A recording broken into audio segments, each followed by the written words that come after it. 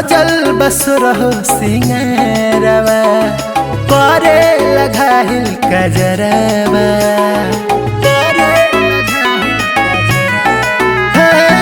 सजल बसुरहो सिंगारवा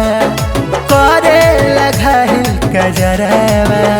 करत दिलवा के घायल हमार बा हरे चमकेला चांद जैसे रूपवा नहीं धरती पर जोड़ा तोहार बा चमकेला चांद जैसे रूपवा नहीं धरती पर जोड़ा तोहार बा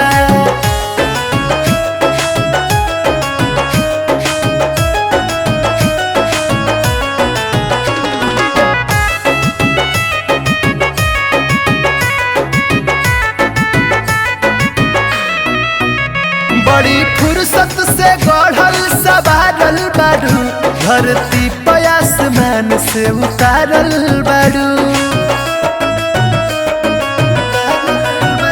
हरे बोली से छुए मधुइया होठ लागे लाली ललैया खूबसूरत सोरहो सिंगार बा हरे चमकेला चांद जैसे रूपवा नहीं धरती पर जोड़ा तोहार बा चमकेला चांद जैसे रूपवा नहीं धरती पर जोड़ा तोहार बा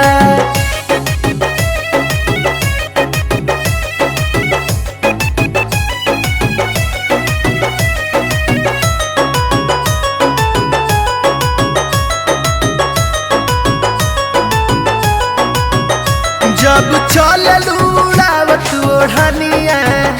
चाल लागेला जैसे मोरनिया लचकावेल पतली कमरिया नहीं केहू के लागे नजरिया